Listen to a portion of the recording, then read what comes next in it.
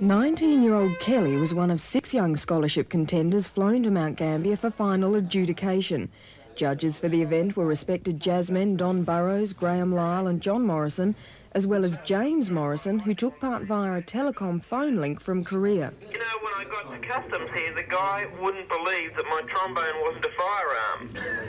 It sounds like it sometimes. Isn't it?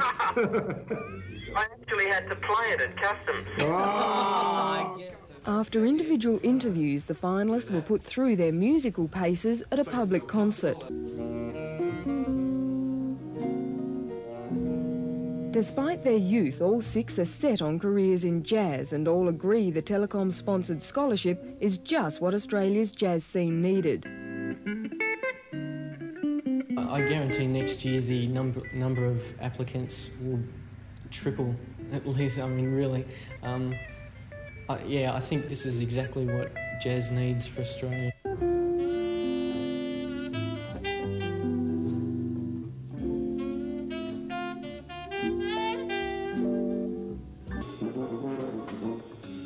I think jazz is on the way up as it is. I mean, James Morrison himself has been a big help to that. And something like the Jazz Scholarship, you know, if you can get a good high profile, then it can only be good for jazz in Australia. Oh, baby, there's nowhere else on this earth that I would rather be. The judges said it was almost impossible to pick a winner from the 6 extremely talented youngsters, but all were delighted to be faced with such a challenge. This sort of thing is long overdue. It happens in all other spheres, in the arts and in sport and all that sort of thing. Jazz has been somewhat neglected, so full marks to Lee O'Connor and those responsible for dreaming this up and making sure it happened. The winner was announced during the main concert of the Jazz Festival, and the honours were done by James Morrison in Korea.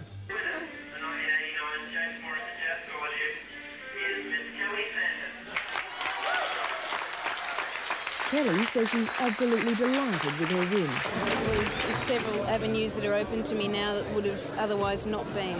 Ken Coxall, General Manager of Telecom Country in South Australia and the Northern Territory, believes his division was just as much a winner as Kelly. I believe that we have got a lot of goodwill out of the being involved in this James Morrison Jazz Scholarship, and I believe the returns to this particular area at Mount Gambier in the southeast of South Australia will show that it is really a business proposition.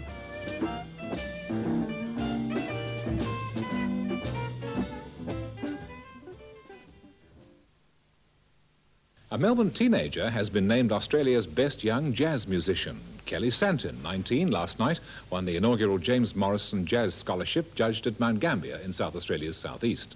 A saxophonist, Kelly was one of 6 finalists vying for the $10,000 prize.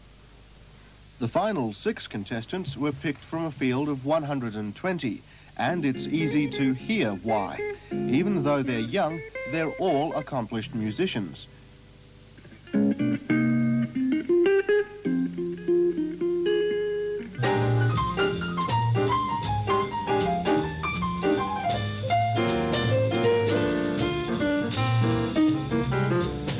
The title of Australia's Best Young Jazz Musician was not bestowed lightly. The judges included Don Burrows and Graham Lyle. James Morrison was also on the panel, but because of commitments in Korea, he had to phone his decision through.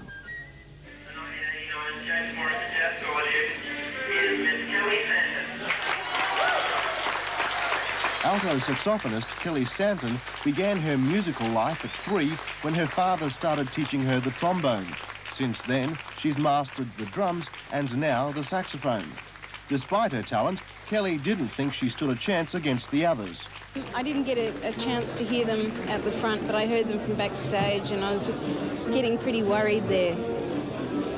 So it was a bit of a surprise, actually. Kelly says she'll use the $10,000 scholarship to travel through the United States to develop her jazz and musical career.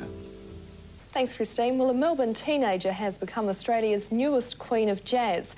Last night, saxophonist Kelly Santon was named the best young jazz musician in the country. 19-year-old Kelly's now an old hand in the world of jazz. She began playing her first instrument at the youthful age of 3. Kelly's now outshone 5 other finalists, including South Australian Dan Gordon, to pick up the $10,000 James Morrison Jazz Scholarship. Last night she wowed the judging panel, which included some of the greats of jazz, Don Burrows and Graham Lyle, with her recital of classic jazz and blues.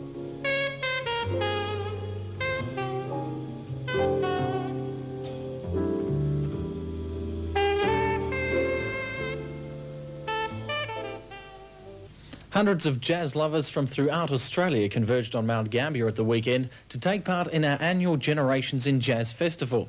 The highlight of the weekend was the announcement of the inaugural James Morrison Generations in Jazz Scholarship winner, which has attracted nationwide interest. The 6 finalists for the $10,000 scholarship were put to the test on Saturday afternoon at the Sir Robert Helpman Theatre. About 400 members of the public took the opportunity to witness some of Australia's finest young musicians in action.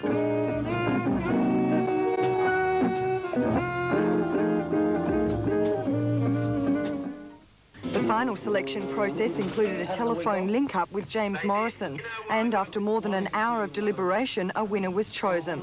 17-year-old Kelly Santon was the eventual winner. It was a very, very difficult decision. We had James Morrison on the line in Seoul for an hour after the performance, and it was very, very difficult, but we got the right one at the right time, I think.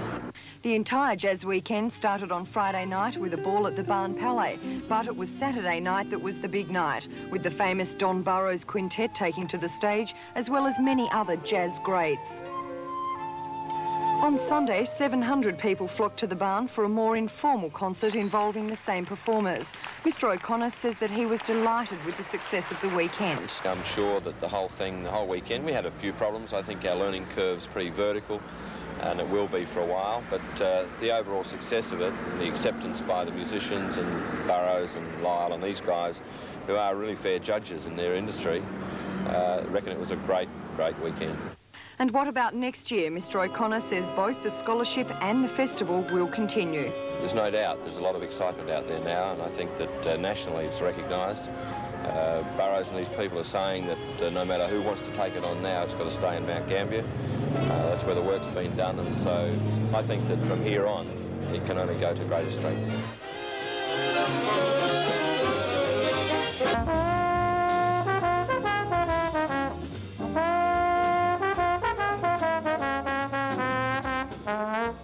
Thank you.